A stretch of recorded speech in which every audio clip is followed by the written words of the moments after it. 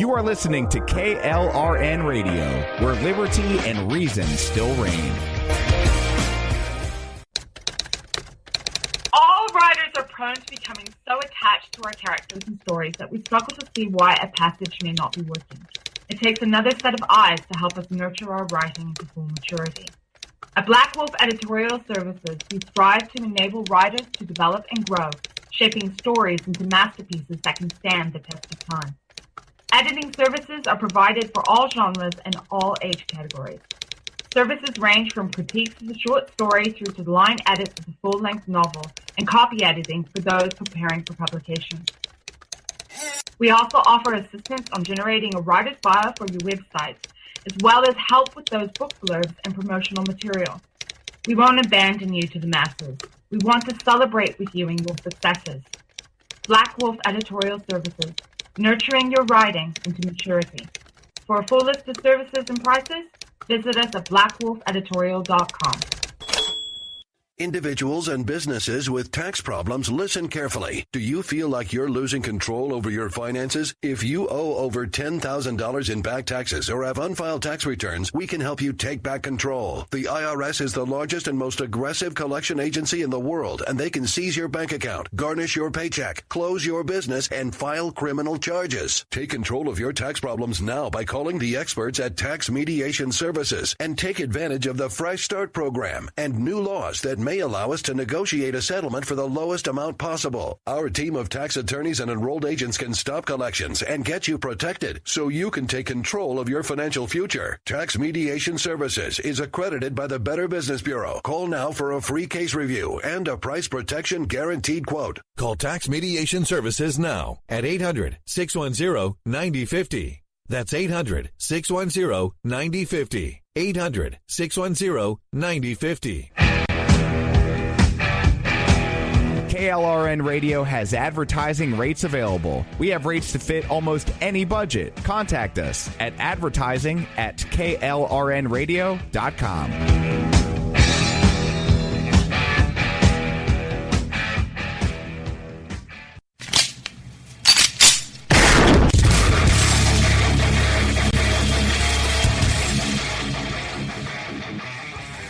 This is Slickery Trigger for Rebel Road Tactical. With proper care and feeding, your pistol will be ready when you need it, there to save your life. Shouldn't your gear be that good? Whether you need a holster for comfortable everyday carry or a tough-as-nails holster for your next training course, Rebel Road Tactical has what you need. Check us out on the web at rebelroadtactical.com.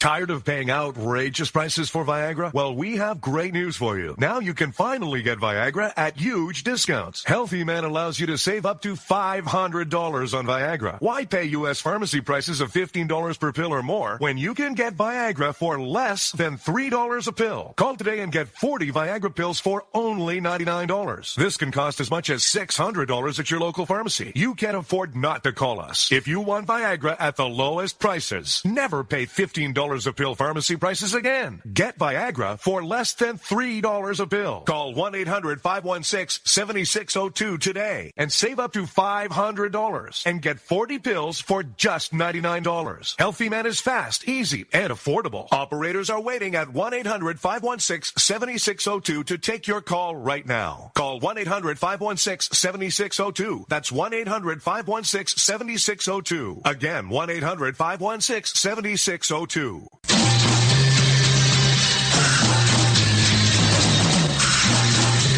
From the East Coast to the West Coast and around the world on the internet, we're coming to you live from the CCRS studios, WNJC 1360. This is the Conservative Commandos radio show with your host, Rick Trader. The Conservative Commandos radio show, where the newsmakers go to be heard.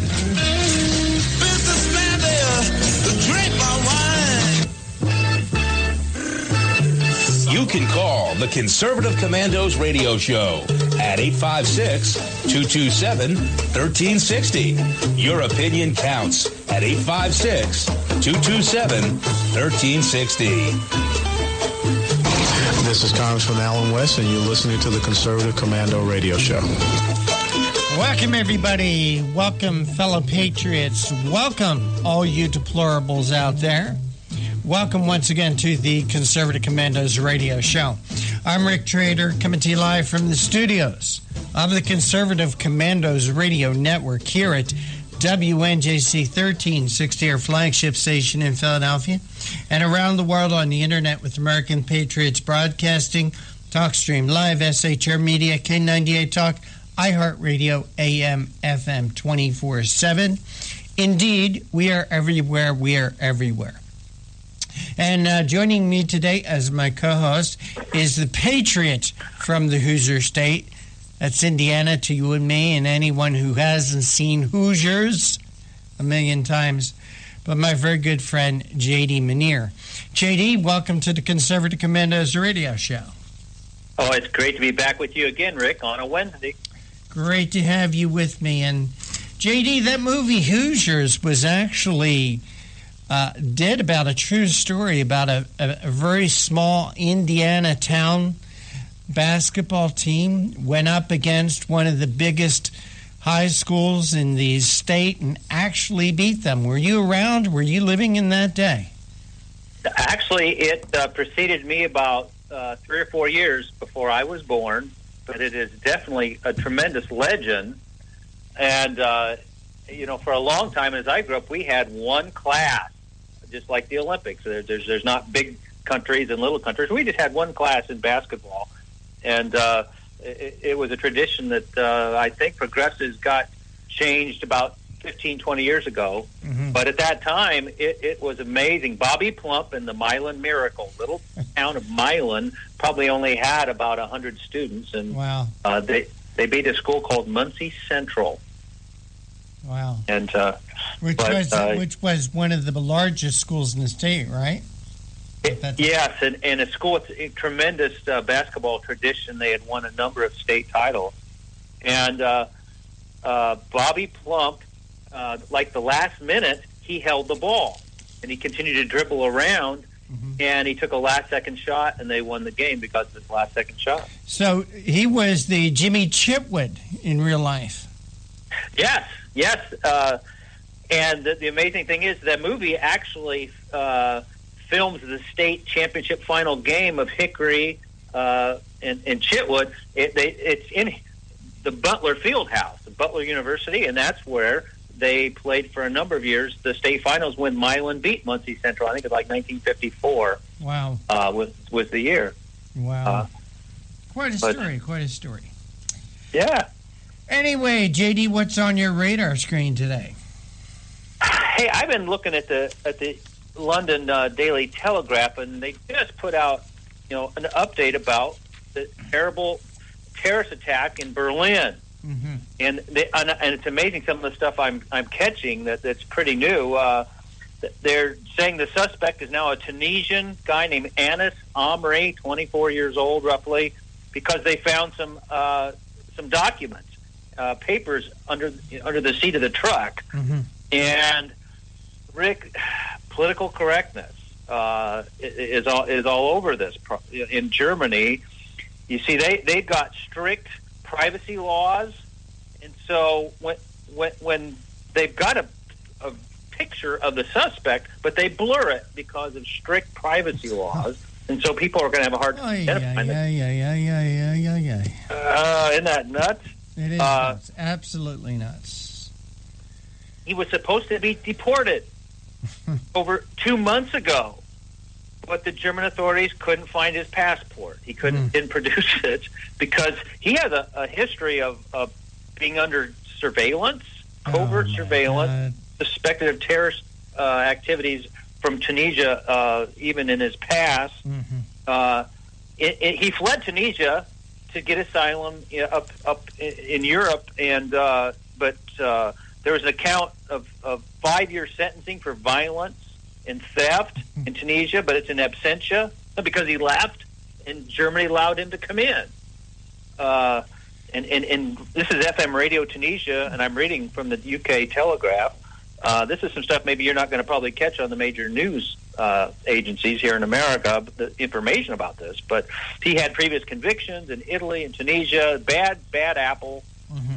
and supposed to be deported, but bureaucratic snafus. Once again, people die. Political correctness. It's this political correctness, JD, that's going to kill us. Yes. I mean, how many times we have to say this? Maybe we have a leader in Donald Trump that will hear us now, that this political correctness is killing us. It's killed many people. It's raped many people. It's beat many people. It's robbed many people. JD, I'm looking at a report here from CNN. The ISIS-affiliated Amrak news agency released a statement on Monday night's attack was carried out by, quote, a soldier of the Islamic State in response to calls by the group's leadership to target citizens of international coalition countries. And so what is Barack Obama doing? Well, while all this terrorism is going on, Barack Obama and the rest of the First Family have been well and truly getting into the vacation mode after spending the afternoon at the beach on the Hawaiian island of Oahu. Obama began his day with a 90-minute workout before the motorcade headed to the beach, arriving just after noon after a 30-minute drive from Obama's beachfront rental property in the nearby town of Kailua. Oh, he also had time to take in a round of golf. And this is all while innocent people are being slaughtered. That's what your president is doing, America. Well, Thank Turkey, God. Switzerland, I mean, it wasn't isolated over there on the continent. There were multiple attacks here this last couple of days. Yep. JD, 2 minutes left. What else is going on? What else is on your radar screen? Well, a couple more points. That they're debating now in Germany on this issue. They're debating should they have concrete barriers erected around the Christmas markets? Well, probably so. You think? This is what happened in Nice, France. I mean, why didn't they think of that in advance? It would have saved lives, and there's a lot of injured people over there. I was reading too. This guy feigned like he was a victim, and he feigned injury. Now they suspect, and that's how he got away from driving the truck. So wow. He's a cagey guy, convicted on different accounts, and just now the Truck Haulers Association in Germany is advising their members to exercise caution. Which, yes, if a few people over in Germany are listening to us on the internet, by all means. In Merkel, now here's the thing, Rick. In Merkel is up for re-election, Chancellor Merkel in Germany in 2017, and that's going to be very interesting. Trump will be in power, and kind of like Brexit, and what we have here in America, a revolution. See if that kind of thing can stick over there and get a more conservative chancellor. They're going to need it. Well, let's hope so. And you are listening to the Conservative Commandos radio show with J.D. Manier and yours truly, Rick Trader. And we're coming to you from the studios of the Conservative Commandos radio network at WNJC 1360 in Philadelphia and around the world on the internet with American Patriots Broadcasting, TalkStream Live, SHR Media, K98 Talk, iHeartRadio, and AM/FM 24/7, among others. Today's show is being brought to you by the First Amendment, protected by the Second. Don't go away, JD and I will be right back. JD's got a commentary for us today.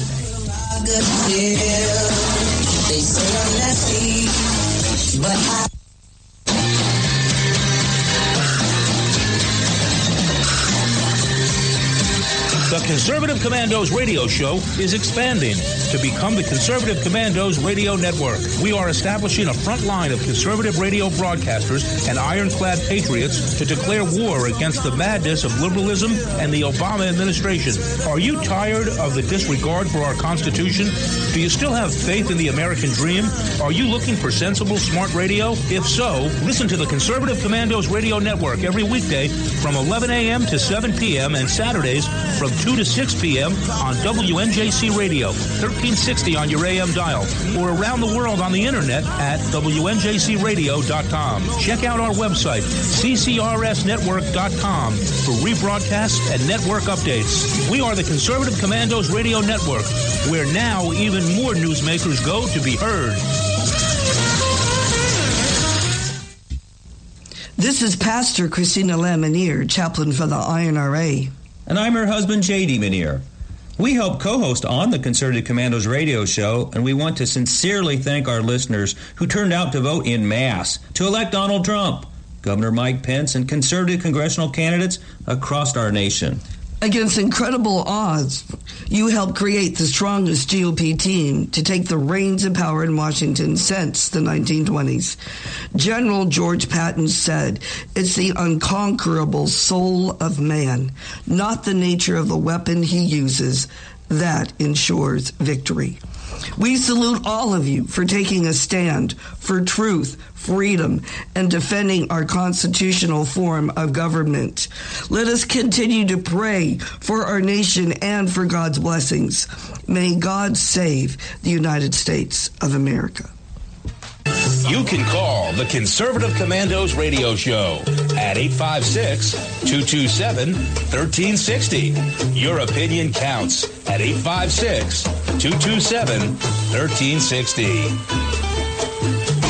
This is Congressman Alan West, and you're listening to the Conservative Commando radio show. Welcome back to the Conservative Commandos radio show with J.D. Manier and yours truly, Rick Trader. And for rebroadcasts of this show and other shows here on the Conservative Commandos radio network, heard here at WNJC 1360 AM, use this number, 832-999-1199, 832-999-1199. You don't need an app. You don't need a telephone. You do need a telephone, but you don't need a radio. You don't need a computer. You just need this telephone number, 832-999-1199. You could also hear our rebroadcast or podcast of our shows from our website, ccrshow.com or ccrsnetwork.com. For 8 a.m., log on to Leading Edge Radio Network. We're at 11 p.m., High Plains Talk Radio. And JD, back to you. I understand you have we have some very interesting guests lined up today. Well, I think we have a great show again, and we start out at 3:35 with Dr. Robert Marfet of the Heritage Foundation. He's their expert on health care and repealing Obamacare, replacing it. It's going to give us a great talk on that subject. That's one of the top priorities for the Trump administration right out of the gate. Should be. Then at 4:05, a friend of mine, Devon McDonald of Sports World Ministries. They've touched millions of lives. We're talking in the schools. And here we are in the Christmas season, and a great message of hope provided by professional athletes to our youth. Going to talk about some of that at 4:05. And then at 4:35, H. Sterling Burnett, back on the Conservative Commandos radio show. He's a research fellow on energy from the Heartland Institute. And it's these climate change regulations that are killing us. Political correctness and the like. Really going to have a good talk about his recommendations for the Trump administration and what we can see coming right out of the gate once again. All right. So we got a great show lined up. And, Rick, we were all amazed, I think, this week as we watched the Electoral College and the lead-up, the 3-week lead-up to this Electoral College vote. Yes. And probably the most amazing state, we watched this lady, the crazy lady in Wisconsin, members. And this is my country. Well, JD, we have the audio from the video set up, and I'm going to ask, not Mateo, but I'm going to ask Mr. John Forsyth Jr. to play that for us. The votes are 10 votes, Donald J. Trump. You sold out! You don't deserve to be in America! Shame! You deserve to This is my America! This is my America! My America! Take me out if you must! This is my America! No, JD, this is our America now. Okay? Absolutely. And, we had that amazing day Monday as the electoral college votes were tabulated. Yes. Across our country, and Trump actually expanded his lead. Yes, he did. And I'm wondering if that hysterical screaming lady in Madison, Wisconsin is now going to ask for a recount in early January of her state's 10 electoral votes. Who knows? Before Congress certifies them. She's just like Saul Alinsky, a little bit of Hillary Clinton, a lot of Jill Stein and Hillary in her. And I can see it now. The left will start saying the members of the Electoral College were improperly influenced by the thousands of hate mails and threatening emails they received, which caused them to psychologically retreat back to voting for Donald Trump. The death threats and intimidation were hate crimes, I'll say, which are illegal. So the electors responded to illegal tactics by simply showing a bunker mentality and stuck with Trump. In that, they're going to say that's a blatant case of unconstitutional voter intimidation. I can see it now. Outgoing Attorney General Loretta Lynch will try to step in, and she'll try to invalidate those 304 Trump electoral votes. But she probably won't do this until she meets with Bill Clinton again. Probably on a warm tarmac in a southern border state, since it's been so cold outside lately. And what's Bill probably going to do? Well, he'll tell her a number of those Trump electors were white angry men who could also be carriers. They could be carriers of hate crime symptoms, as well as being climate change deniers. And Loretta has tons of white hate crime and climate change denier litigation ammunition and experience. So as a last resort, she could also try to play the Russian card again by appointing a prosecutor who would have the hate mailers put on the witness stand. They would be asked, where did you get these intimidation tactics? And they would, of course, respond, well, from Saul Alinsky and Russians, like Lenin, Trotsky, and Stalin. I'm not trying to be some kind of a Newt Grinch, Rick, here at Christmas time. I'm just praying we don't have to go through another round of electoral college vote insanity created by the left before Trump's inaugurated. That's my rant. JD, one of the best you've ever done. I don't know if you can hear me chuckling throughout, but it's very, very, very good writing, JD. Very good writing. Recount those votes one more time. Those votes one more time. Oh, my word.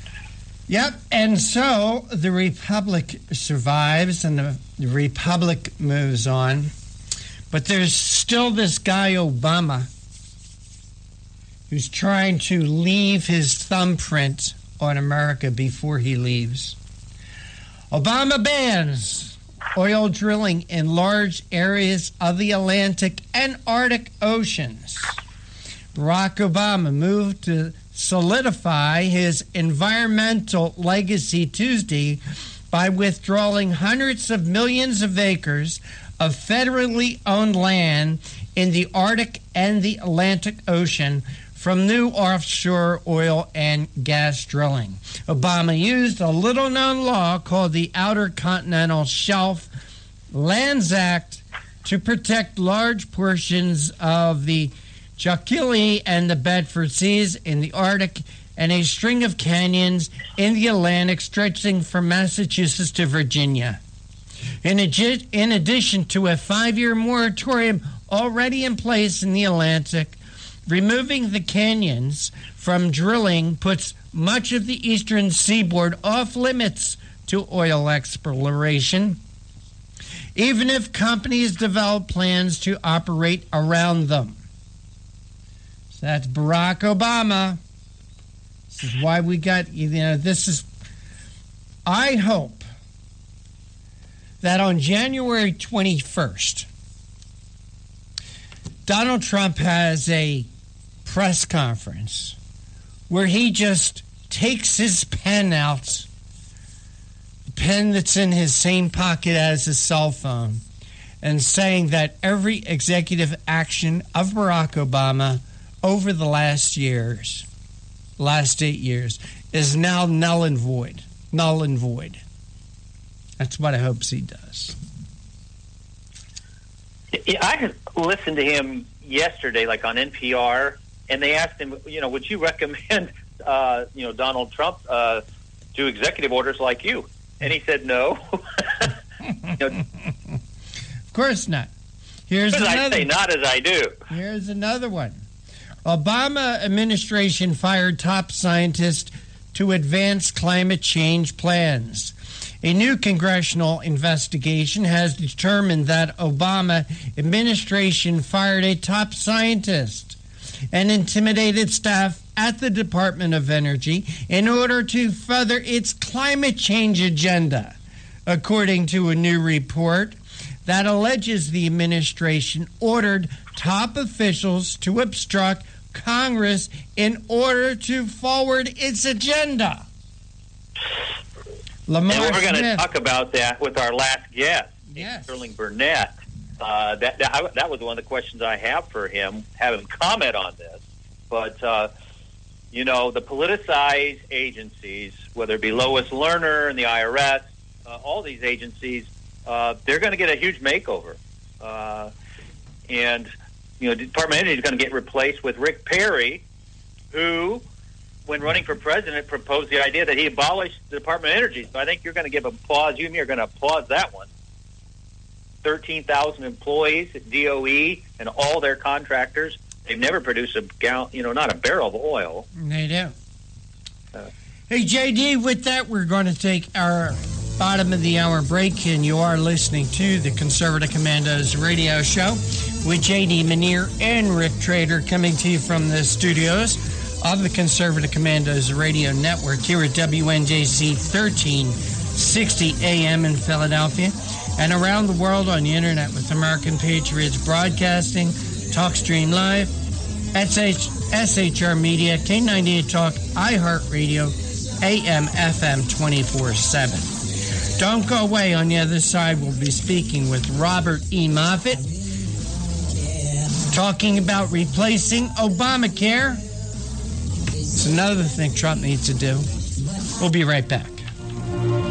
This is Rick Trader, host of the Conservative Commandos radio show. And I'm John Forsyth, owner of WNJC Radio. Fellow patriots, the Conservative Commandos radio show is for conservatives, about conservatives, and by conservatives. We are patriots who want to take our country back from the likes of Barack Obama, Harry Reid, George Soros, and Nancy Pelosi. But we can't keep up this fight without your critical support today. Can you help? Please go to www.helpccrs.com right now and make a donation by credit card or PayPal.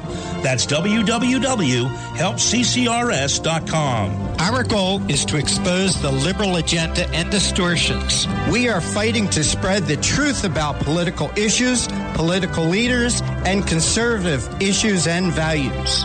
Our hosts are not paid. In fact, we buy our own airtime, studio time, and pay our own expenses. We created the show because we are trying to make a difference. So can you help the CCRS expose the truth in 2014 and beyond? Go to www.helpccrs.com. Help keep the Conservative Commandos radio show on the air by going to www.helpccrs.com and make a donation today to return our country to the conservative roots created by our founding fathers. This is Pastor Christina Lamanier, chaplain for the INRA. And I'm her husband, J.D. Manier. We help co-host on the Conservative Commandos radio show, and we want to sincerely thank our listeners who turned out to vote in mass to elect Donald Trump. Governor Mike Pence, and conservative congressional candidates across our nation. Against incredible odds, you helped create the strongest GOP team to take the reins of power in Washington since the 1920s. General George Patton said, "It's the unconquerable soul of man, not the nature of the weapon he uses, that ensures victory."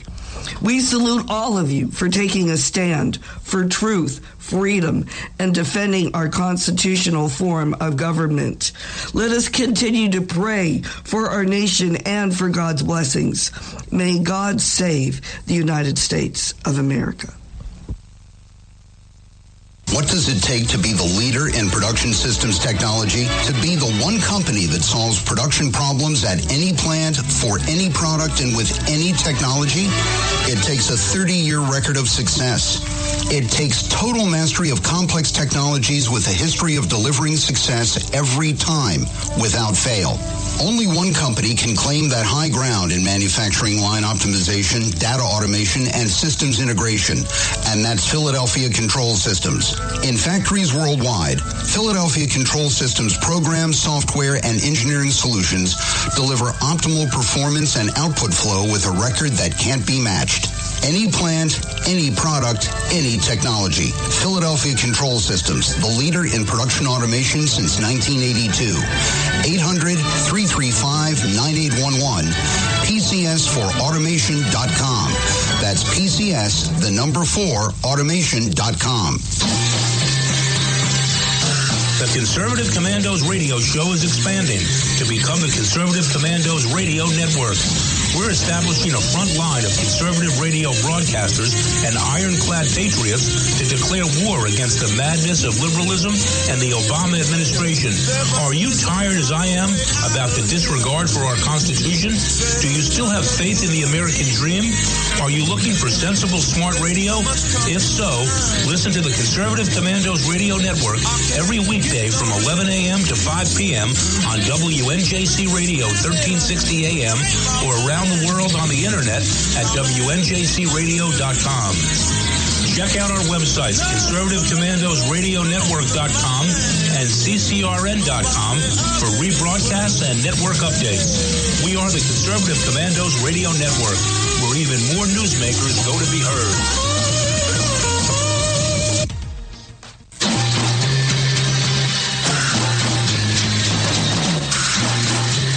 From the East Coast to the West Coast and around the world on the internet. We're coming to you live from the CCRS studios. WNJC 1360. This is the Conservative Commandos radio show with your host, Rick Trader. The Conservative Commandos radio show, where the newsmakers go to be heard.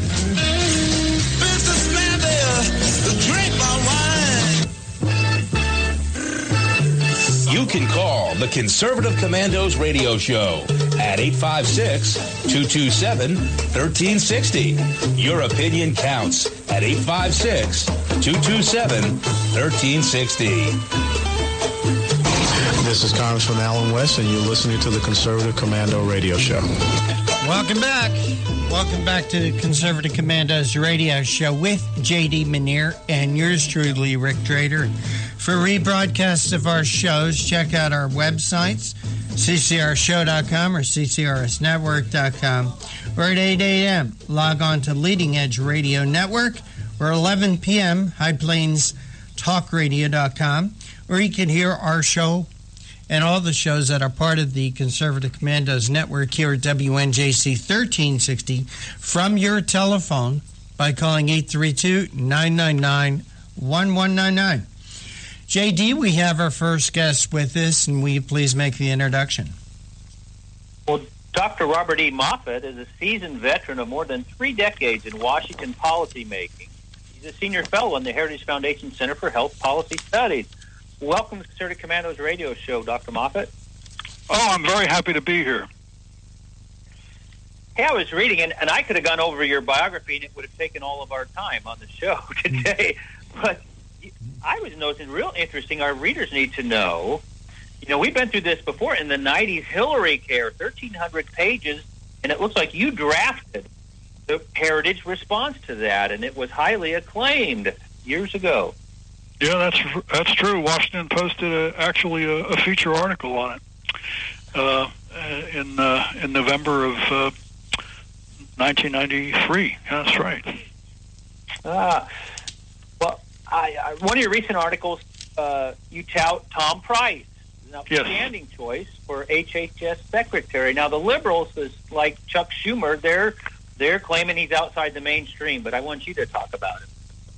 Well, I don't think he is. I think Tom Price is very much in the mainstream. He's a doctor. He's got huge experience as a member of the medical profession. He's been an orthopedic surgeon for close to 2 decades, I believe, and then he was also a state legislator in Georgia. He was elected to Congress in 2004, rose rather quickly in Congress because of his talents and ability, and became chairman eventually of the House Budget Committee. He is a widely recognized expert among his colleagues on Capitol Hill on the details of health policy. He knows the details of health policy very well. Now, I've known Tom Price actually as a personal matter. I've met him 20 years ago, and I'm immensely impressed with the guy's knowledge and ability and his skills. He's a great debater. He's an excellent communicator. And he knows the nuances of health policy, and health policy is often very difficult because it's an area of public policy that is always brimming with unintended consequences. So you need somebody who really knows what they're doing, and Price has got control over the issue, so I have no doubt about that.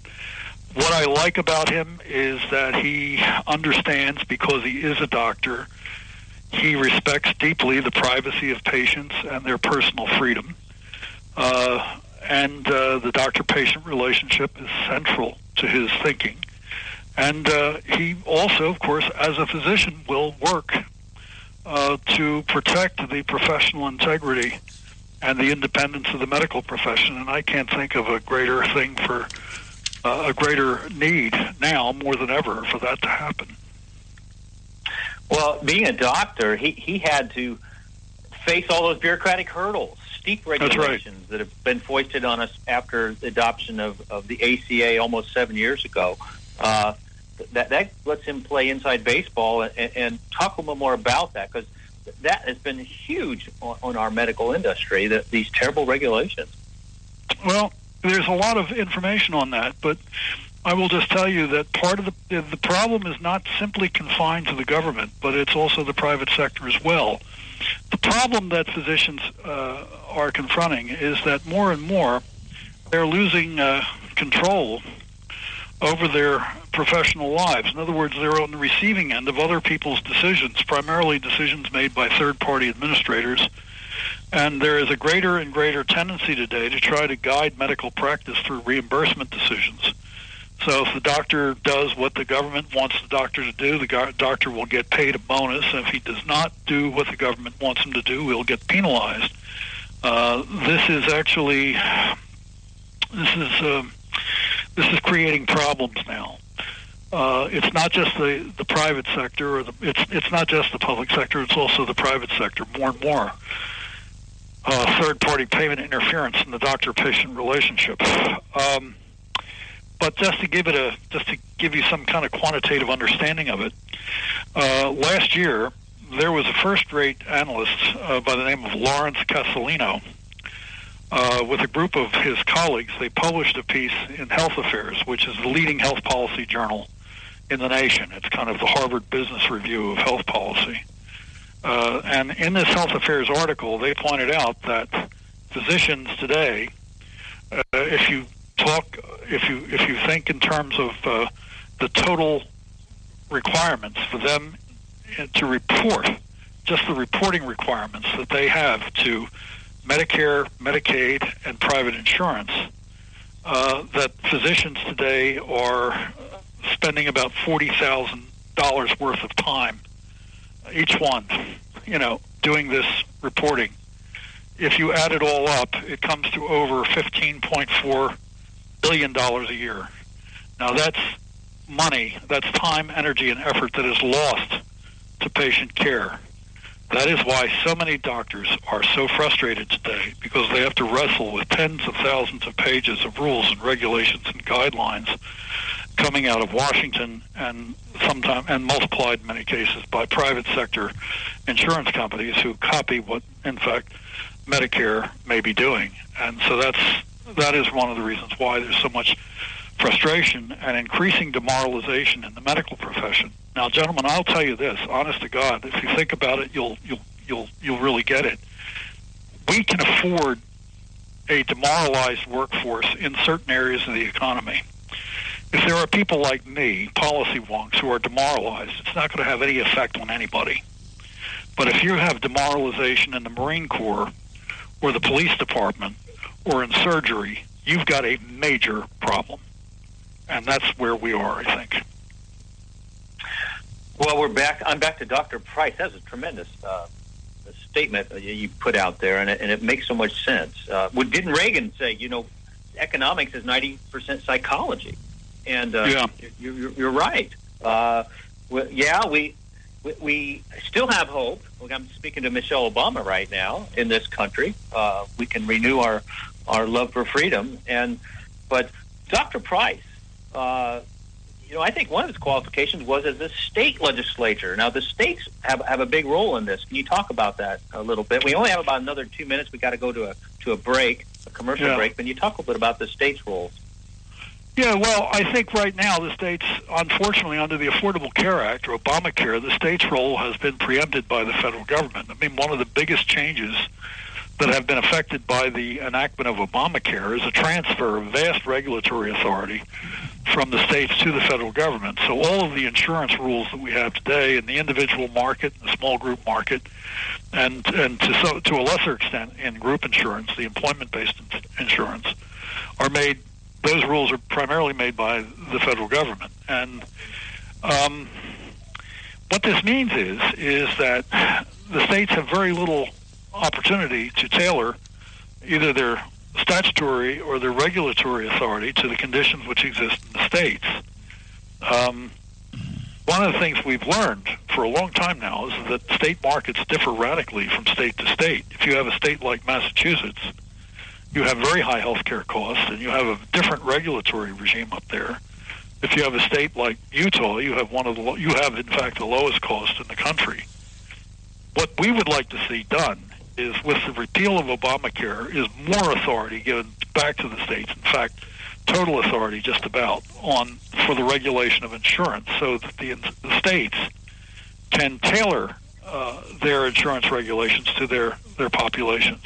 Once again, the demographics are different from state to state. The poverty levels are different. The number of older to younger people are different from state to state. All of that affects the underlying cost of insurance, as well, of course, as the different medical practice patterns that differ from state to state. So giving the states more authority, basically in repealing Obamacare and turning over the authority for regulation to the states, that would go a long way, I think, to improving things. Now, one thing we could do is what Mr. Trump wants to do, and that is allow for interstate commerce in health insurance and create a national market in health insurance, just like we have a national market in just about everything else, including life insurance.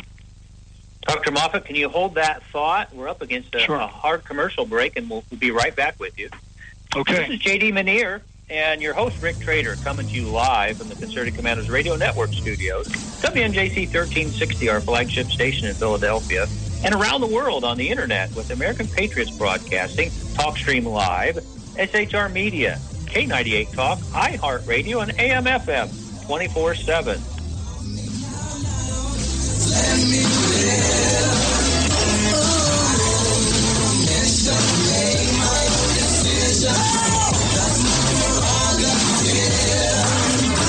I'm crazy. I really don't care. That's my prerogative. They say I'm nasty, but I.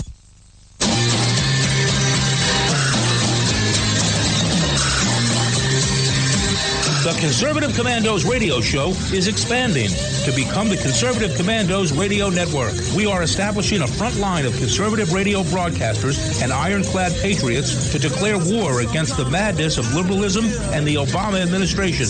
Are you tired of the disregard for our Constitution? Do you still have faith in the American dream?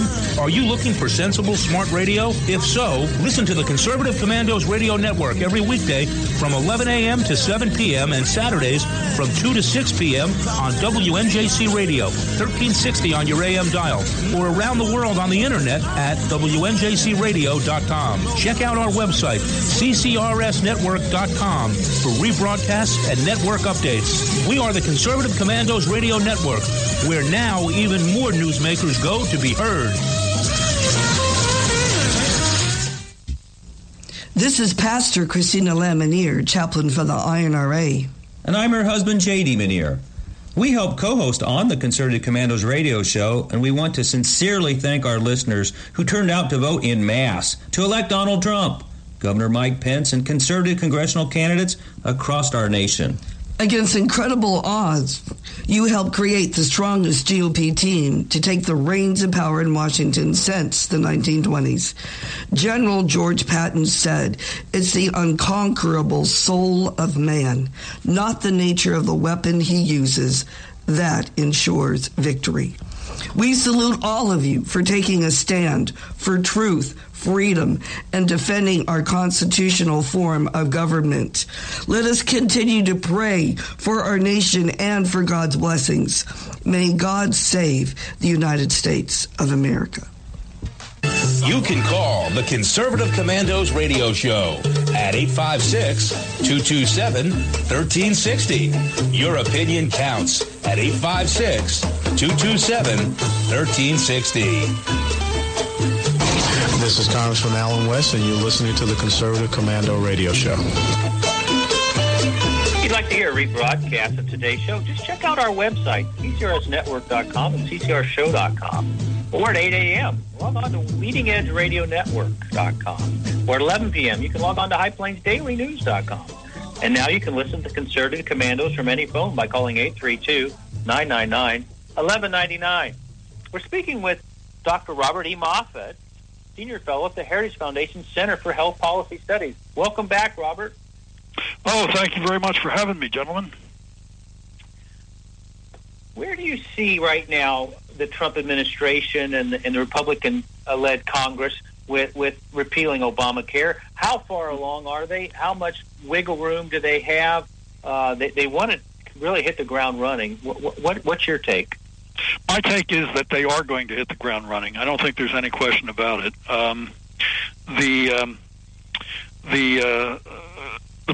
president, under the current law, has a tremendous amount of authority to make a number of changes, which he'll probably make right away.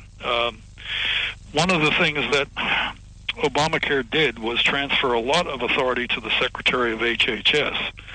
So in the first 100 days, what you could see is the Secretary of HHS, presumably Tom Price, take a series of regulatory and executive actions on a wide range of Obamacare issues without any kind of congressional authority at all.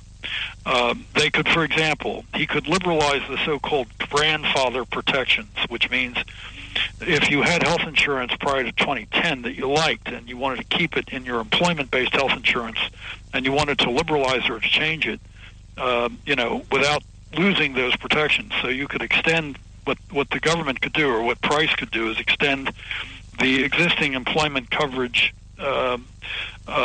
grandfather rules that would not require any kind of change in your coverage. I mean, so they could do that. He could certainly, and I expect that they'll do this, they'll kill the HHS mandate on contraception and abortion in employment-based health insurance coverage, where people have ethical or moral or religious convictions that are opposed to those kinds of things. They can certainly do that. I think what they will do for the main event is that they will use the so-called budget reconciliation process, which is the budget process, to make to repeal a great number of the elements of Obamacare. This will be a replication of what they did last year. Ryan rammed through the House, and McConnell got through the Senate a major bill that was repealing chunks of Obamacare. It was, of course, vetoed by President Obama, but they could do the same thing this year, and I would expect to see action on that in January or February very quickly. And what would they do? Well, they could repeal the individual mandate, the employer mandate. They can make changes in the Medicaid program. They could substitute a tax credit system for the existing subsidy system if they wish to do so. They could kill the taxes, the medical device tax, the Cadillac tax, the health insurance taxes. They can do a lot of that through reconciliation if they wish to do so.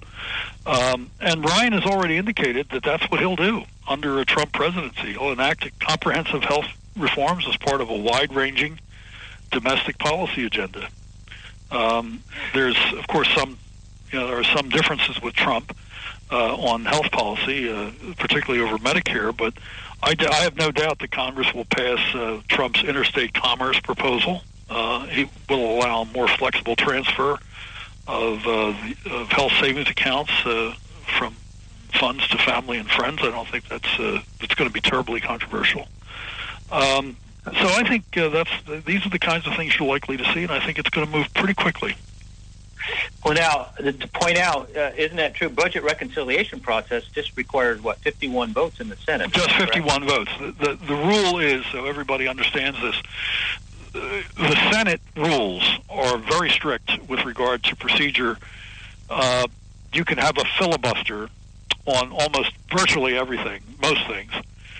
But a filibuster means that, you have to have 60 votes to break a filibuster. In other words, to stop senators from talking a piece of legislation to death.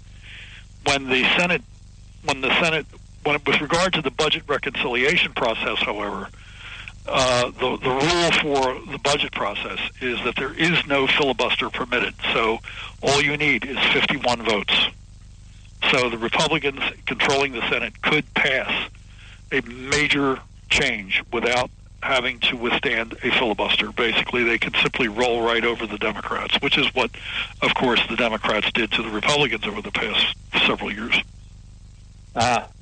Hey, new innovation in healthcare policies. I think I mentioned to you offline, my friend Bill Cummings, he likes this idea of new healthcare for life policies. You could get it when you're young, take it all the way till you retire and then some. How can that become reality? Do we first have to really touch the IRS tax code? Oh, you have to. I mean, unless, right now, if you have health insurance, if you get it through the place of work, it's unlimited tax breaks. If you buy it outside of the place of work, you're going to be paying, 25 or 30 or 40% more in premium to get the kind of policy you had at the place of work. So you get no tax relief unless you're self-employed. Well, most people are not self-employed, which means most people, for them to buy an individual policy is for the most part, it's a tough situation. I mean, for a lot of people. Now, the way what he's talking about, though, is perfectly reasonable because we have life insurance policies we carry for a very long time. We have auto insurance, homeowners insurance, and none of this depends upon the tax code, right? I mean, if I lose my job or change my job, I don't lose my life insurance, my auto insurance, or my homeowner's insurance. I only lose my health insurance because it doesn't belong to me, and it doesn't belong to me because it belongs to my employer. Why does my employer own my health insurance policy? Because it makes sense under the tax code. That's why. He gets a 100% write-off for offering health insurance, and I get a tax break if and only if I get health insurance through the place of work. So if you were to liberalize the tax code, it means that you would have all kinds of plans available to people. People could, have a rich plan or a lean plan, a health savings account plan, an individual, plan, a group plan, or whatever it is. And if they had an individual plan, they could take it with them from the time they're 18 until they're 98, and take it into retirement with them. And the plan would be basically very interested in maintaining their business over time. Certainly the premiums would change with your change. They would certainly increase over time until you became eligible for, let's say, Medicare or something like that. But the point is that you can own and control your own health insurance and take it from job to job or through different stages of life without a tax or a regulatory penalty. But the only way to really allow that to flourish is to allow individual tax relief for health insurance. Amen. Being optimistic, though, I see and you tell me if I'm wrong, but I see nothing but better pricing and better coverage once the Trump administration comes on board and they start repairing and replacing Obamacare. Yeah, I think what they're going to do is they're going to open up the markets. They're going to eliminate some of the distortions in the markets, and that's a good thing. They're going to reduce the regulatory burden, which is a very good thing, especially for young people. Right now, young people are artificially paying artificially higher prices, so older people between 50 and 64 can have lower prices. That's not been very helpful because young people are the ones who are most likely to be uninsured, and they also have less disposable income. So that's a difficult situation. But I think the premiums will decline. I think that you will see greater innovation in the market. There will be more benefit design changes. I think you will see a greater emphasis on catastrophic coverage, which is a good thing because that's what insurance is supposed to do, is to insure you against catastrophic illness, not necessarily pay for your teeth cleaning. There's 65-year-old men with. If we used insurance in any other area the way we use it in health insurance, you could not afford to live in this country. You just simply couldn't. If you just imagine, for example, if you had auto insurance that enabled you to drive into a gas station and use your auto insurance card to fill up the gas tank and inflate the tires and wipe the windows and have the oil changed. I mean, it sounds so absurd, it's laughable. But that's exactly what we've got right now, is we've got tax-supported, it's tax-supported prepaid medical care, primarily through the place of work, and that's just crazy. We're coming up against that hard break again. We have enjoyed you so much, Robert. How can our listeners read more of your works and get educated? All you have to do is go to heritage.org, heritageor.org, and look under the Center for Health Policy Studies, or look under the health, where you just click and you look at research areas, healthcare, and you'll find just about everything you want to know about Medicare, Medicaid, the insurance markets, tax policy, insurance market reform, all of that stuff, state health reform, physician payment issues, all of that is available. Well, God bless you, and Merry Christmas. Merry Christmas to you, and thank you so much for having me. It's been our esteemed pleasure. And we're coming to you live from the Conservative Commandos Radio Network studios, WNJC 1360, our flagship station in Philadelphia, and around the world on the Internet with American Patriots Broadcasting, TalkStream Live, SHR Media, K98 Talk, iHeartRadio, and AM/FM 24/7.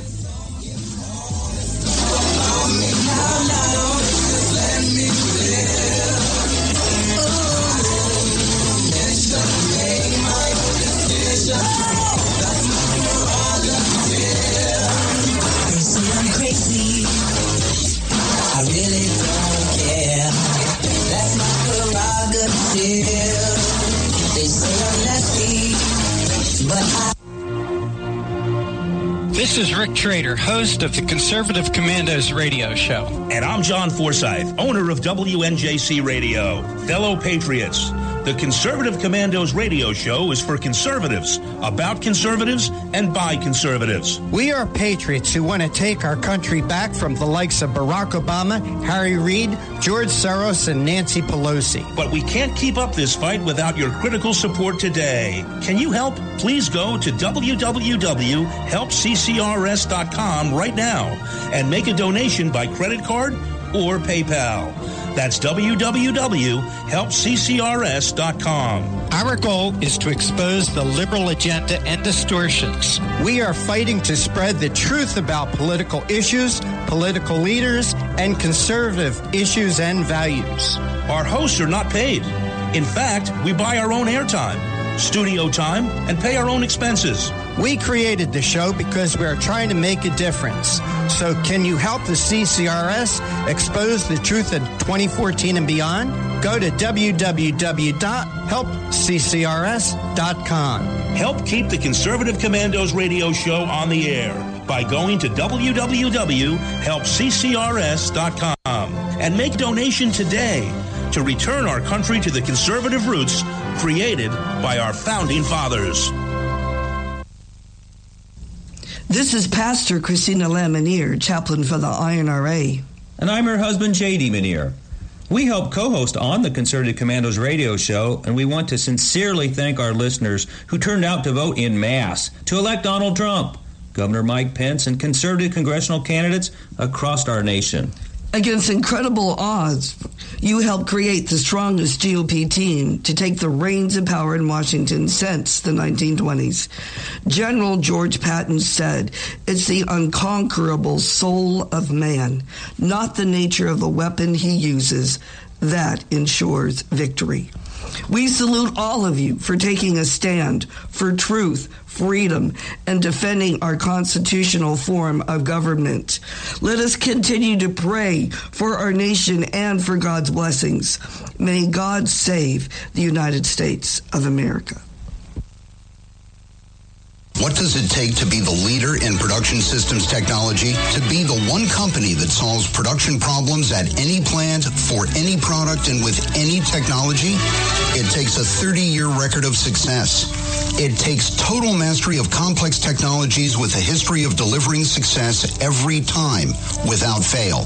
Only one company can claim that high ground in manufacturing line optimization, data automation, and systems integration, and that's Philadelphia Control Systems. In factories worldwide, Philadelphia Control Systems programs, software, and engineering solutions deliver optimal performance and output flow with a record that can't be matched. Any plant, any product, any technology. Philadelphia Control Systems, the leader in production automation since 1982. 800-335-9811. PCS4automation.com. That's PCS, the number 4, automation.com. The Conservative Commandos radio show is expanding to become the Conservative Commandos Radio Network. We're establishing a front line of conservative radio broadcasters and ironclad patriots to declare war against the madness of liberalism and the Obama administration. Are you tired, as I am, about the disregard for our Constitution? Do you still have faith in the American dream? Are you looking for sensible, smart radio? If so, listen to the Conservative Commandos Radio Network every weekday from 11 a.m. to 5 p.m. on WNJC Radio 1360 a.m. or around the world on the internet at WNJCradio.com. Check out our websites, ConservativeCommandosRadioNetwork.com and CCRN.com for rebroadcasts and network updates. We are the Conservative Commandos Radio Network, where even more newsmakers go to be heard.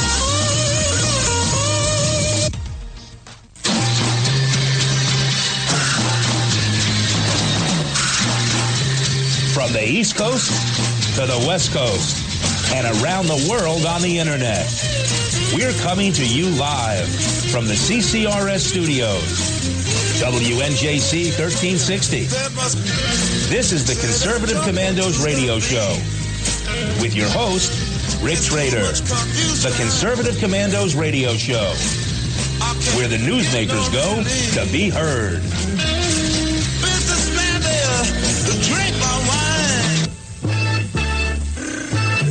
You can call the Conservative Commandos radio show at 856-227-1360. Your opinion counts at 856-227-1360. This is Congressman Alan West, and you're listening to the Conservative Commando radio show. And this is J.D. Manier and your host, Rick Trader. If you'd like to hear a rebroadcast of today's show, just check out our website, CCRSnetwork.com and CCRShow.com. Or at 8 a.m., log on to LeadingEdgeRadioNetwork.com. Or in the evening, 11 p.m., log on to HighPlainsDailyNews.com. You can listen to Concerted Commandos from any phone by calling 832-999-1199. Our next guest, Devon McDonald, is president of Sports World Ministries, and he grew up here in New Jersey in Patterson. In 1988, he was a member of the national champion University of Notre Dame football team, and his senior year, he became their football team, one of the team captains at Notre Dame. And in 93, he was the honorable mention All-American as well as the MVP of the Cotton Bowl. 1994, he went on to play for the Indianapolis Colts and was named Unsung Hero of the Year by Colts fans, as well as Colts Special Team Player of the Year. Welcome to the Concerted Commandos radio show again, Devon. Oh, man, thanks for having me. I really appreciate it, JD. I was telling in the first segment, as we got started, your Sports World started in 1978, and it has encouraged over 17.5 million students, teachers, and administrators to make positive choices in their lives. Go ahead and describe for our listeners your organization.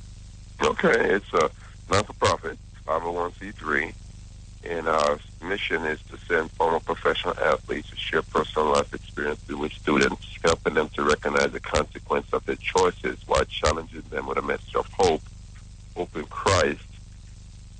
We're a Bible-believing ministry, not a denomination, but everyone associated with us are confessed Christians. And our tagline said that in life, you're not born a winner, you're not born a loser, you're born a chooser. So we speak from 3rd grade to 12th grade, and we go in a city. Normally we do between 9 and 12 events, school events, or formerly assemblies in the schools. They last for about 35 to 45 minutes, and we're covering messages from suicide to bullying to drug and alcohol use, and then we present our story, our testimony, that even though I went to the NFL and made good money and had a fame and a fortune, I was bankrupt because I owed a debt I couldn't pay. And there's a one who paid a debt that he didn't owe. And that was my debt that he paid in the man of Jesus Christ. And when I made him Lord of my life, things began to change. And 20-plus years later, I know I'm a changed man, because if any man is in Christ, he's a new creature. Old things are passed away. Behold, all things are become new. So our mission and our vision is that we go in and we impact the youth, and then we pass the baton to local groups for discipleship and Christian mentoring, because we just don't want to catch the fish. We want to also allow God to also disciple. And so we connect with local ministry like FCA. I'm on their national board, too. I'm a God-believing collaboration. I'm also on the board of Remedy Live, which is a text-to-chat company that when we leave, we're able to leave the children resources to connect if they're suicidal, they've been abused, they just want somebody to talk to. We leave them materials for them to connect to. Devon, how did you initially get involved with Sports World? I'll tell you what. So I played in, as you mentioned, played for in Notre Dame, then the Colts, and then I was out of football for like 3 years. And I started playing arena football. And just about the same time, because I couldn't get the football out of my blood, I just felt like I was a better player than what I was showing. But then years later, now I understand why God was doing what he was doing. But nonetheless, I started to play arena football. And then just by the same time, a friend of mine that I work with today, Stephen Grant, nicknamed Preacher Man, I played with him with the Colts, and he was a Christian in the NFL. He came in a Christian and left out a Christian. Trust me, that's a miracle. Tim Tebow's are very rare, and Stephen Grant was like a Tim Tebow. Came in a Christian and left out a Christian. That's tremendous. And so he impacted my life. Steve Grant impacted my life as his life as a man of God. Definitely was an impact on my life that one day, I made Jesus Christ the Lord of my life. That's tremendous. Yeah, Devon, 2016's been an amazing year. And this Christmas season, we have a lot of college bowl games, NFL teams vying to make the playoffs. How important is it for kids to interact with professional athletes such as football players to show strong role modelship and they can make a difference in their lives? Yeah. Well, the guy that said I'm not a role model, well, I don't care what you say. I could say I'm a donkey or a horse, but I am who I am, right? And so the fact that you are a celebrity, you're a role model. People want to be like you, So it's very important for guys to recognize this, that you are making an impression, regardless, a good one or a bad one. And that, the more that we can get guys to make good impression, and especially those that have made decisions for Christ, to say that's the best impression that I can impact a young person with, is to give them that revelation that, being a celebrity is great, but what's even more important is my relationship with Christ. And one day, they call it NFL for a reason. Not only National Football League, but it's also not for long. NFL, not for long. So it will not last long. And so at the end of that, then what? I was just reading an article about Rasham Salam. I played against him when he was at Colorado, Heisman Trophy winner. And they didn't want to say, but I figured that when they found him in the park in Washington, up in Boulder, that it was a suicide. Car running, and they finally get kind of skirting around it, but it's a suicide. He lived a life of a recluse. Right before that, people were saying, I haven't heard from you in about a month. And then he turns up dead. So, it's important for us to realize what's really important is the message of Jesus Christ. So that just put me on another plane even before this interview today, because it's like, what's really important, because all that's going to die. All that's going to die, but the relationship you have with Jesus Christ. And then now, the life I'm living now, I look at Rasham Salam, that's me. Without Christ, that's me. I'm in a park or maybe over a bridge, running my vehicle over a bridge, because outside of Christ, and especially when you get to that level, and now you fall down. See, if you've never been there, then, there's always this, can I get there, striving to get there. But when you get, he's a Heisman Trophy winner.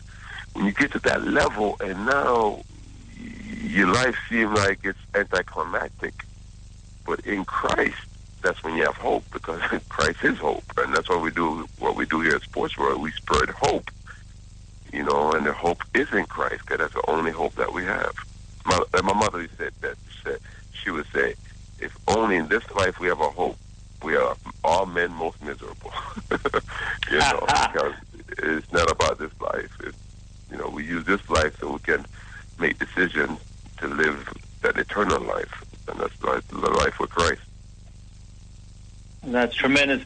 Now I know you have some favorite testimonies, and we're going to be up in a couple minutes at a commercial break, but share a little bit some of the results of these kids, because their lives are impacted in a big way. Oh man, you know what? This was so amazing about it. Just received an email yesterday from a team captain. A team captain is a local volunteer that helps us to secure the schools and the funding and to get the pros when they come to town to be taking care of driving them around. Well, he asked the superintendent to respond, and the superintendent said, Sports World saves lives. He said there's a young man in the school that heard the message, and he was going to kill himself that day. He's going to kill himself. He had a plan and everything. And the pro that spoke touched his life so much that he went and told the counselor what he intended to do. And the young man's life is saved today. So the school superintendent, not just a principal, superintendent said, this saved somebody's life, and it's documented. So that so many more stories, the suicides, and then we have rape situations. Young ladies been raped. They haven't told anybody. They tell us. We get reported. Young men 2 years ago were arrested on campus because after we spoke, and the young lady said, I've been raped by these guys, and they came and they arrested them. So that's why I love this ministry, because it is cutting edge, and I believe for this time and for what we're doing is very much needed. Devon, we're up against a hard commercial break, but I want to do something before and after our break. how can our listeners get in touch with Sports World and support Sports World? Do you have a website, contact information? Yeah, our website is www.sportsworld, sportsworld.org. You can also call in at 1-800-832-6546. So either way, connect with us. Find out. We have microsites of all the sites that we've been to in the local community, so you can click in there. If you don't see a community, definitely contact us, because you would want to get us in there, because I believe for such a time as this, that God has purposed this ministry to be in existence. Well, Devon, can you just hold with us for just a couple minutes, and we'll be right back after these commercial breaks. And no problem. This is J.D. Manier and your host, Rick Trader, coming to you live from the Conservative Commandos Radio Network studios, WNJC 1360, our flagship station in Philadelphia, and around the world on the Internet with American Patriots Broadcasting, TalkStream Live, SHR Media, K98 Talk, iHeartRadio, and AM/FM 24/7.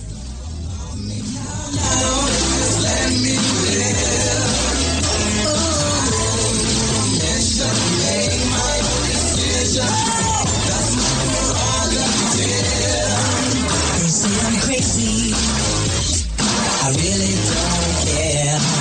That's my prerogative. They say I'm nasty, but I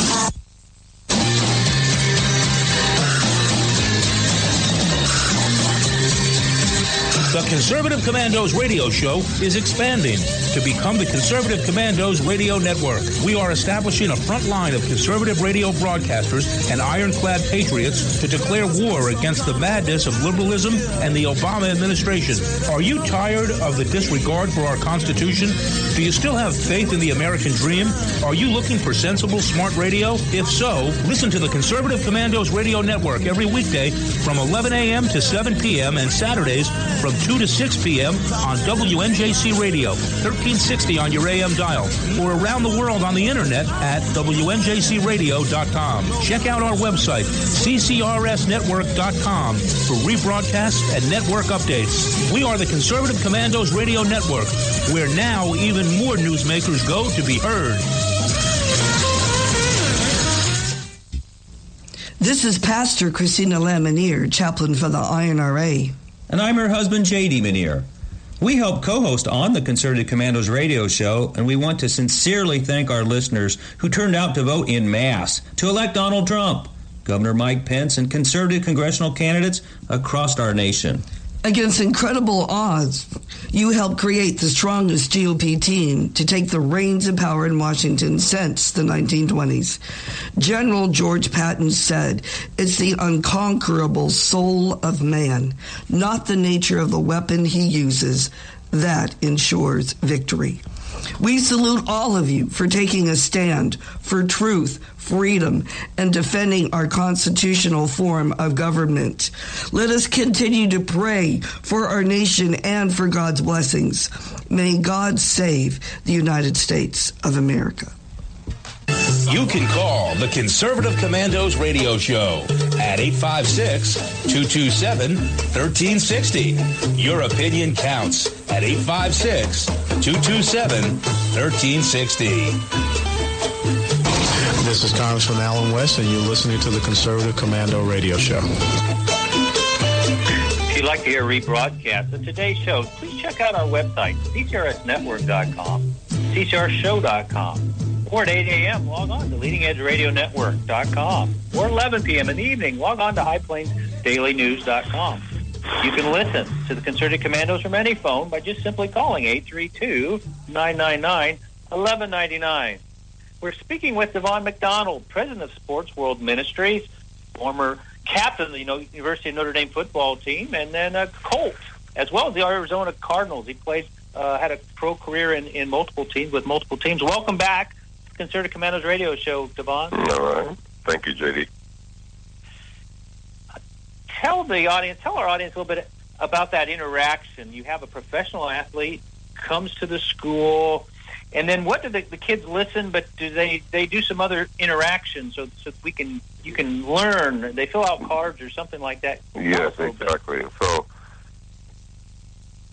we get to the school, and what the morning looks like. We get to the school, we talk to the principal ahead of time. Matter of fact, 2 weeks out, we call the principal, let them know, just to get oriented with the principal, ask them, is there anything particular that they would like us to address, because we want to be specific to that school.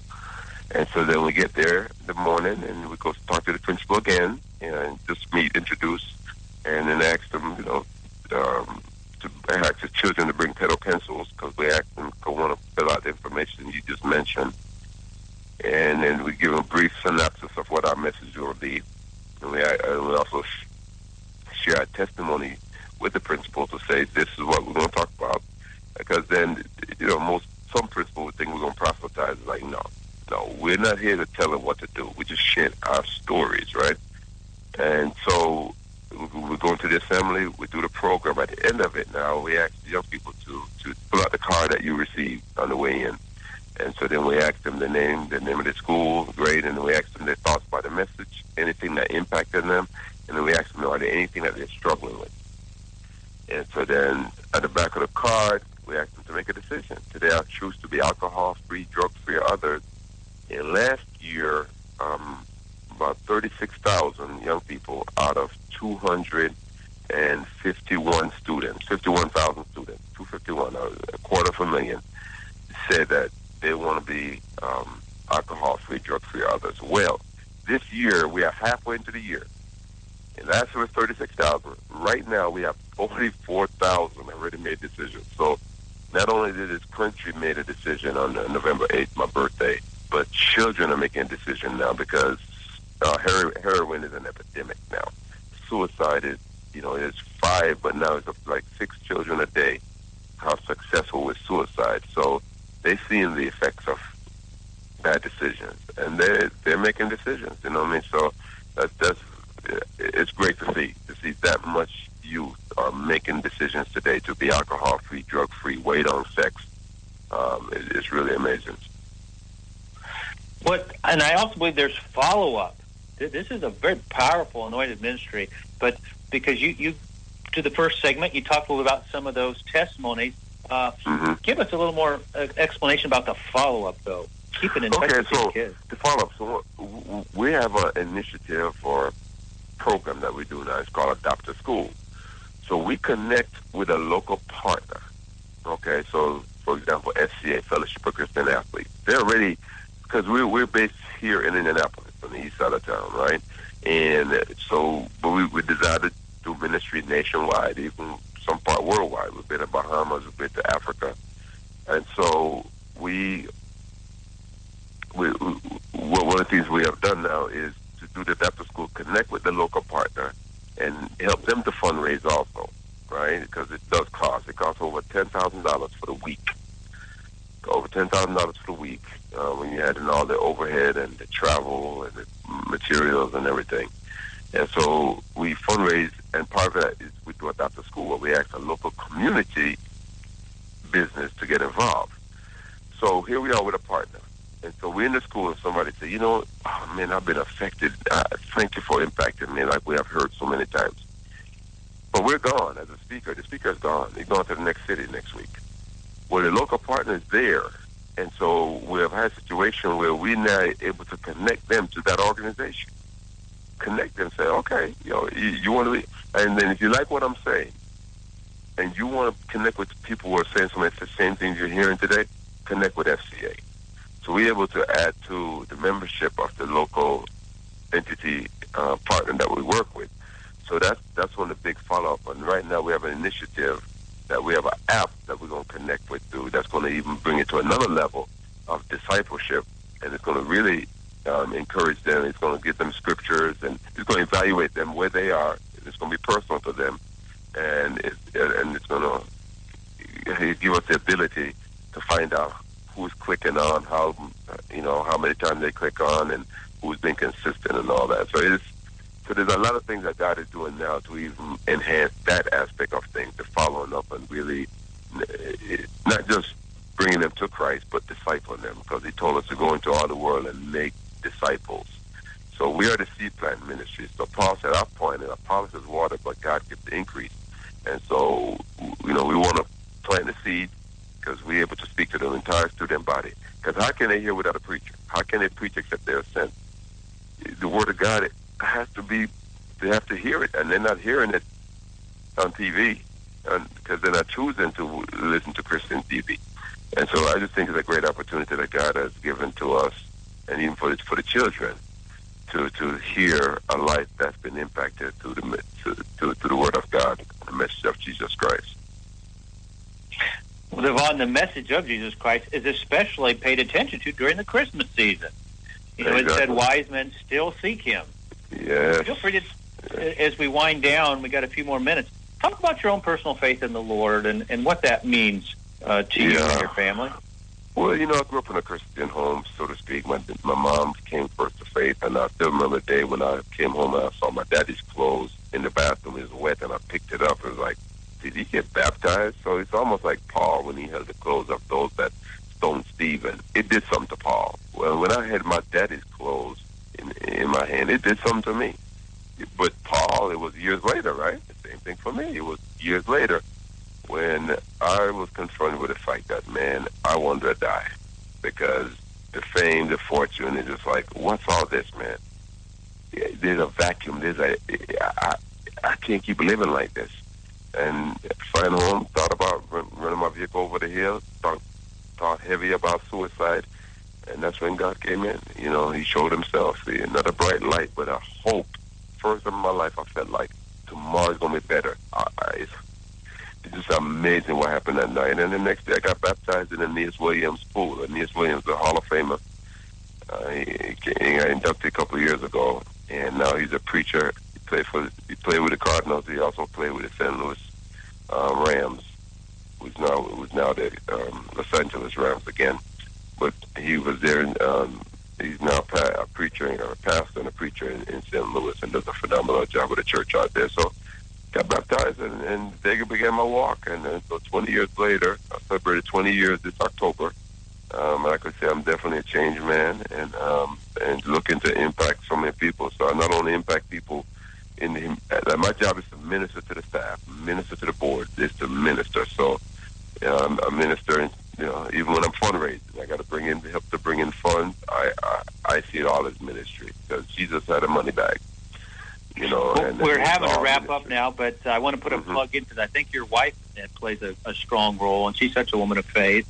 But once again, tell our listeners how they can support Sports World and get in touch with your great organization. Yes, thank you, JD, for this opportunity. Well, again, Sports World, www.sportsworld.org, sportsworld.org, and go in there. There's a donate link. Well, check out the site, and meet the pros. You go in there and meet the speakers, and especially this time of year, give.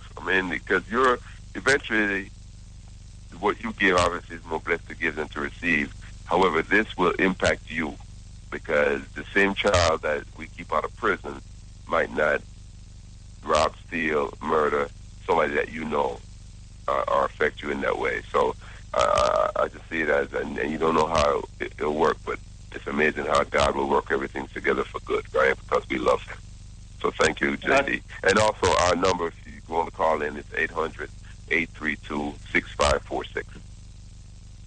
Well, God bless, Devon. Merry Christmas. Thank you. Yeah, Merry Christmas to everybody. Also, Happy New Year. And this is JD and your host, Rick Trader, coming to you live from Concerted Commando's Radio Network Studios, WNJC 1360, our flagship station in Philadelphia, and around the world on the Internet with American Patriots Broadcasting, TalkStream Live, SHR Media, K98 Talk, iHeartRadio, and AM/FM 24/7.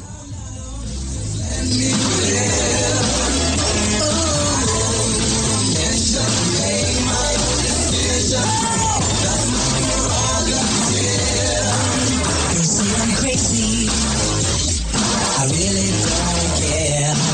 That's my prerogative. They say I'm nasty, but This is Rick Trader, host of the Conservative Commandos radio show. And I'm John Forsyth, owner of WNJC Radio. Fellow Patriots, The Conservative Commandos radio show is for conservatives, about conservatives, and by conservatives. We are patriots who want to take our country back from the likes of Barack Obama, Harry Reid, George Soros, and Nancy Pelosi. But we can't keep up this fight without your critical support today. Can you help? Please go to www.helpccrs.com right now and make a donation by credit card or PayPal. That's www.helpccrs.com. Our goal is to expose the liberal agenda and distortions. We are fighting to spread the truth about political issues, political leaders, and conservative issues and values. Our hosts are not paid. In fact, we buy our own airtime, studio time, and pay our own expenses. We created the show because we are trying to make a difference. So can you help the CCRS expose the truth in 2014 and beyond? Go to www.helpccrs.com. Help keep the Conservative Commandos radio show on the air by going to www.helpccrs.com and make a donation today to return our country to the conservative roots created by our founding fathers. This is Pastor Christina Lamanier, chaplain for the INRA. And I'm her husband, J.D. Manier. We help co-host on the Conservative Commandos radio show, and we want to sincerely thank our listeners who turned out to vote in mass to elect Donald Trump, Governor Mike Pence, and conservative congressional candidates across our nation. Against incredible odds, you helped create the strongest GOP team to take the reins of power in Washington since the 1920s. General George Patton said, "It's the unconquerable soul of man, not the nature of the weapon he uses, that ensures victory."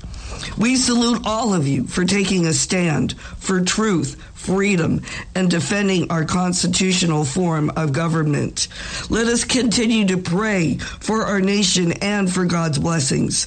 May God save the United States of America.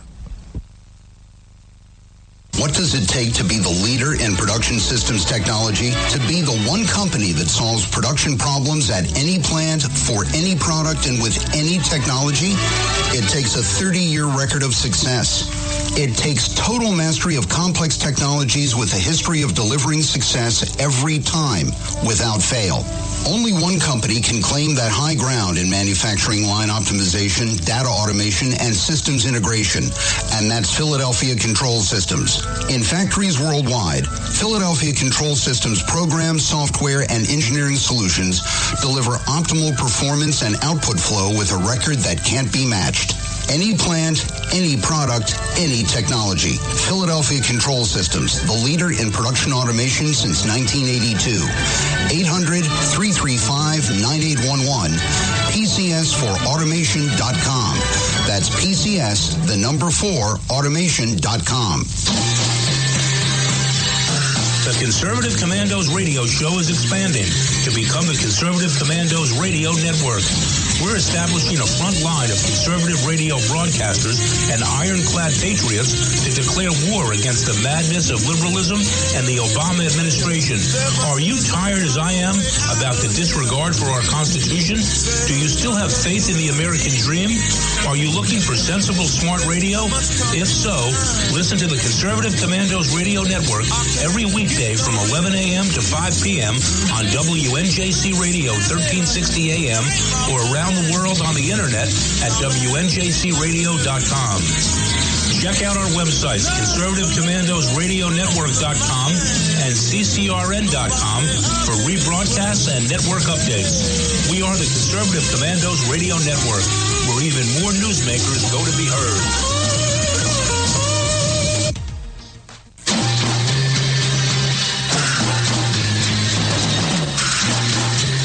From the East Coast to the West Coast and around the world on the internet, we're coming to you live from the CCRS studios, WNJC 1360. This is the Conservative Commandos radio show with your host, Rick Trader. The Conservative Commandos radio show, where the newsmakers go to be heard.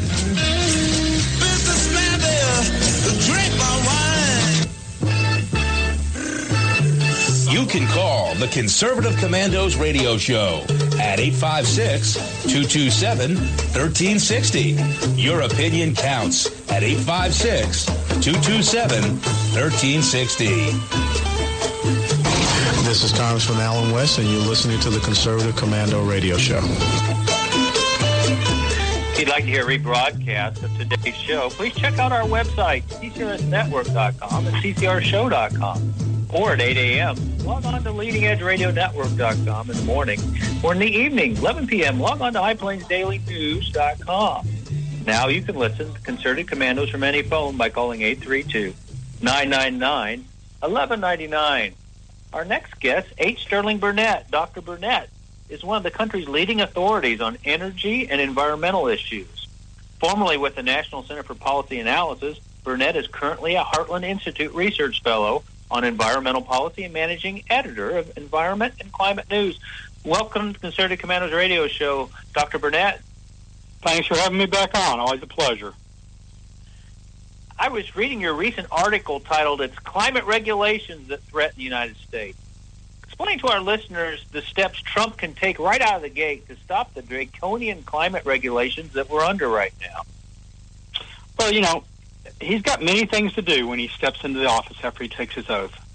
And he's promised to do many things. How many he can get signed on that first day, I don't know. But first and foremost on my wish list is for him to withdraw from the United Nations Framework Convention on Climate Change. He said he wants to withdraw from the Paris Climate Agreement. He's also said he wants to end the Clean Power Plan. The Clean Power Plan, he can't do with the stroke of a pen. It was a regulation. It was duly enacted. It's being fought in court. He can direct the Justice Department not to defend it in court. And if no one shows up to defend it from the government side, my suspicion is the court would have no choice but to strike it down. But if the court upholds it, he'd have to go through the regulatory process to withdraw it. But there are a lot of things he can do himself immediately, and one of them is some people have suggested he should withdraw from the Paris Climate Agreement.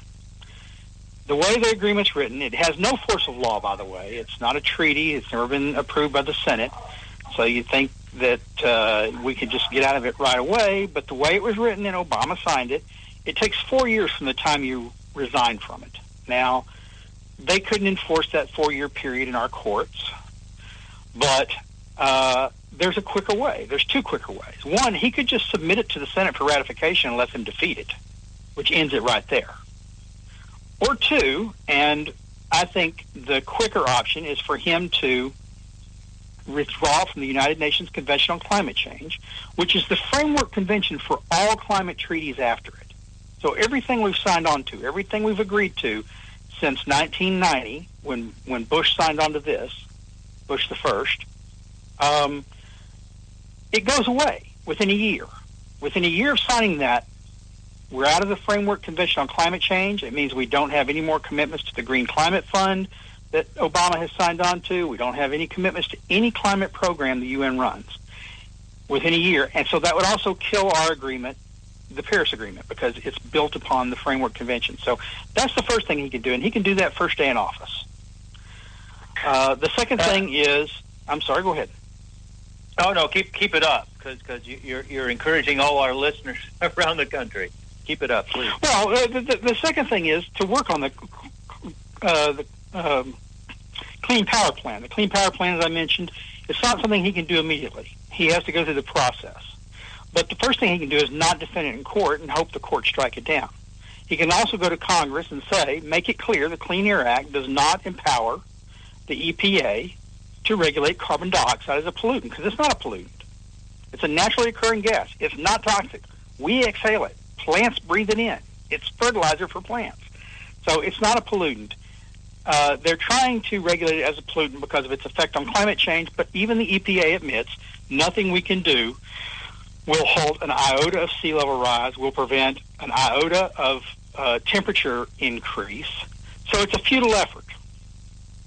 Even if you thought climate change was a real problem, nothing we can do in the U.S. will prevent any rise in sea levels, temperatures, or any of the myriad other horrible scenarios the alarmists spin out on this. So, Dr. Burnett, I have a friend. He's an engineer and a biologist. He pointed out to me prior to this show that, like you said, CO2 is food for plants. You know, It's estimated 50 to 85% of the world's oxygen is produced by phytoplankton. That's that photosynthesis in the world's oceans. So here's the question I need answered. If we have so much CO2, how come we're not awash in oxygen and we don't have more plant life? Don't you think everything would be a jungle if the CO2 is raging that strongly? Well, now here's something that your engineer friend may or may not know. We've had thousands of times the CO2 that we have in the atmosphere right now on the Earth in the past. CO2 was much higher during the age of the dinosaurs, and it wasn't toxic to anybody. It made plants grow. It makes plants grow. We're greening the Earth right now. What few people know is that over the course of the Earth's history, the billions of years, CO2 levels have fluctuated dramatically, but basically they've been in a long, slow decline. And during the middle of the last ice age, CO2 levels were estimated to be at 180 parts per million. From by the way, thousands of parts per million, previously during the Cretaceous and several other ages throughout Earth's history. Plants evolved when CO2 was much higher than it is today. And at 180 parts per million, in the middle of the last ice age, we were only 30 parts per million away from plants not having enough CO2 to produce photosynthesis, thus to grow. We were basically at near extinction level CO2 levels. They rose to about 180 parts per million by the middle of the last century, and that's still only 50 parts per million above disaster. We're just now getting CO2. We're nowhere near getting CO2 where it was back when most plants evolved. Plants are craving CO2. There's a reason why greenhouses pump CO2 into their atmosphere to grow plants faster. When plants have higher CO2, they also use water more efficiently. So they release less water, they use it to grow. CO2 is nothing but good for plants. And if you look around the globe, it turns out, as we've been pumping CO2 into the atmosphere, there's been a greening of the earth. There's more stem, leafy material. There are parts of the deserts that are being reclaimed by vegetation. You can see this from satellites around the world. So, the concern that CO2 is causing a modest warming what it should be is celebrated that CO2 is causing more than a modest growth in plant life, which is good for us. It's good for everything that depends on plants, and that means human beings as well. Dr. Burnett, we're up against a hard commercial break. Can you just hold with us? Those are great thoughts. Can you just hold with us a couple more minutes, and we'll be right back?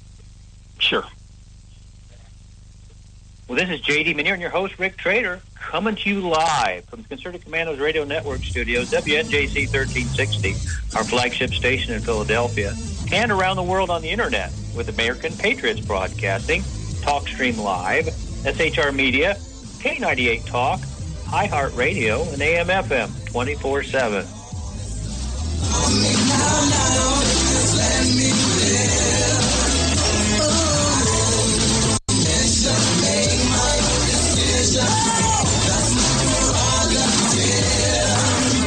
I'm crazy. I really don't care. That's my prerogative. They say I'm nasty, but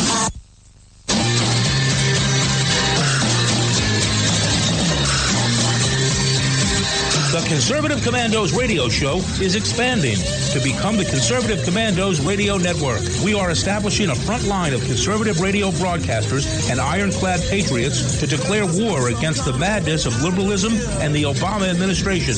Are you tired of the disregard for our Constitution? Do you still have faith in the American dream?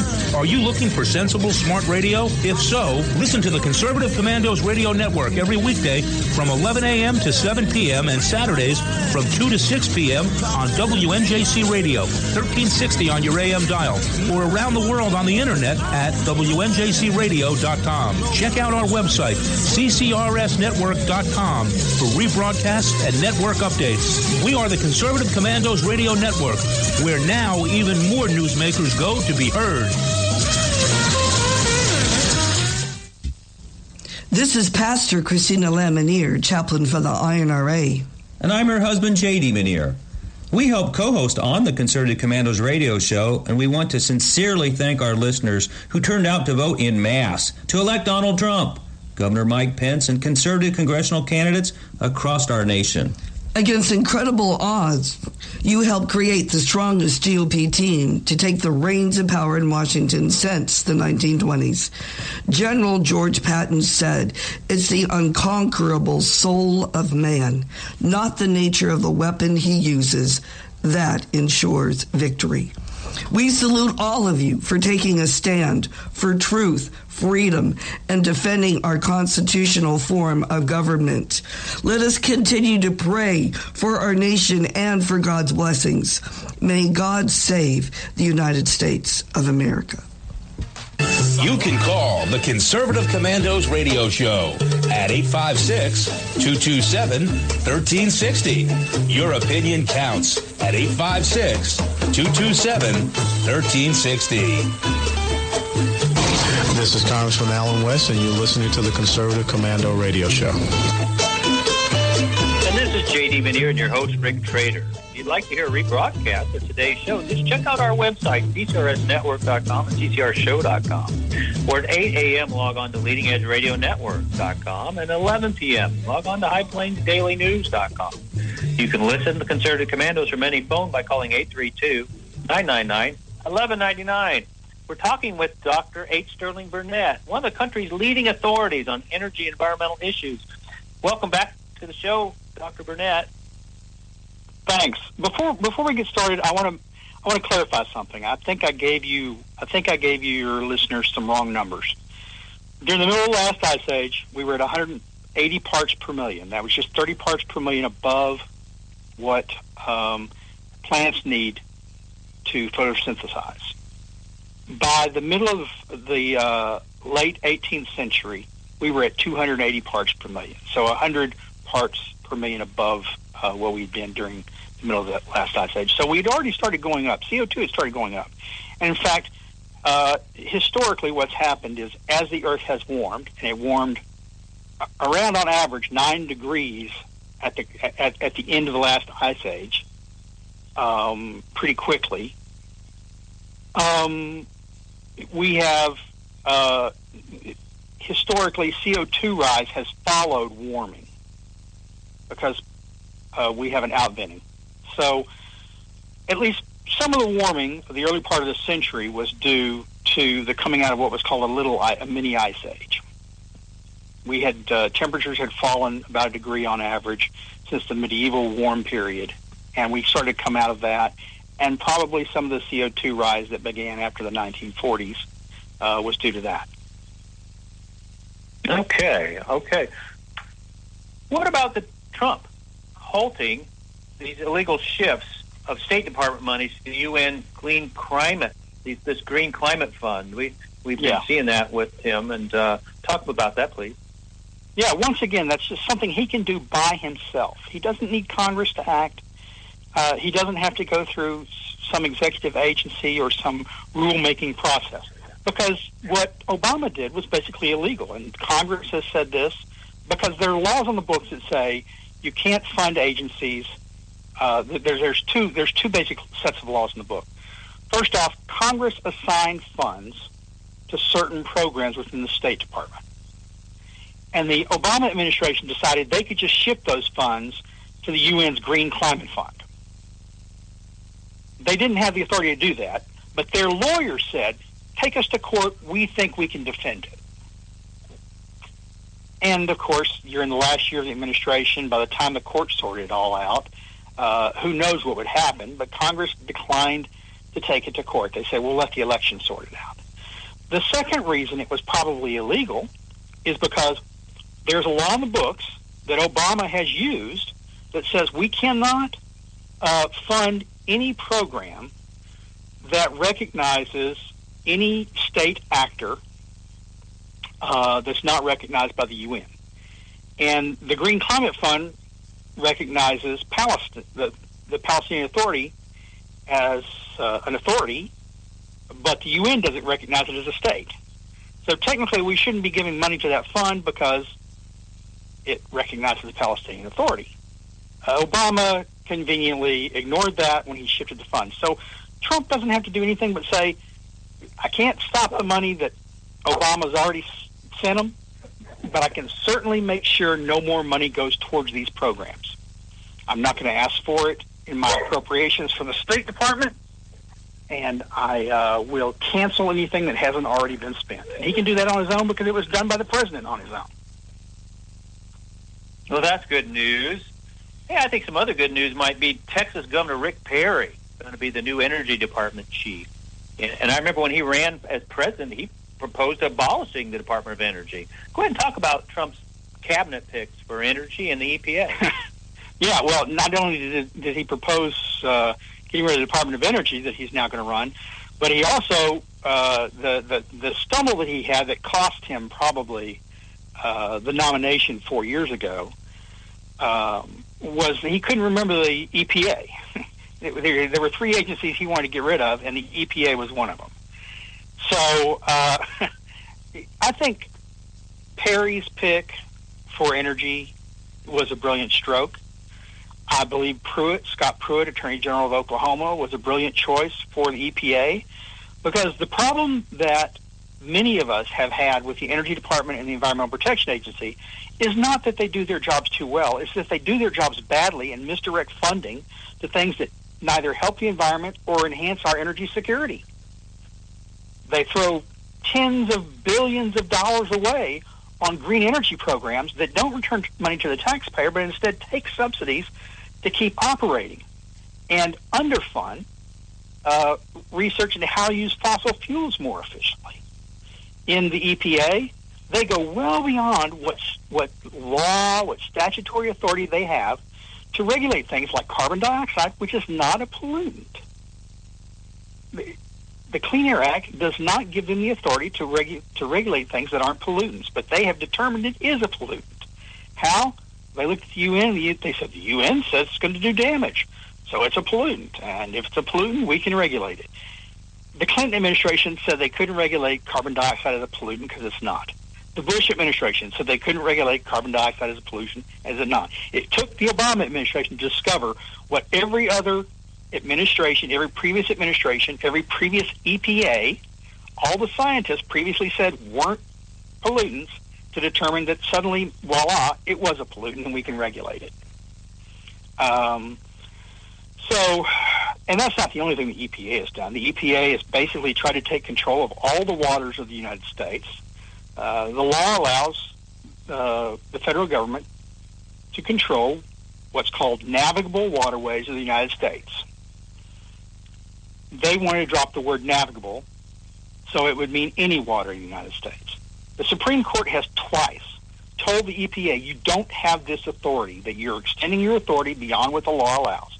And every time the EPA goes back and says, we're sorry, we'll write a different law, and the law that they write to replace the one that was thrown out by the court expands their authority over waters rather than restricts it as the court directed them to do.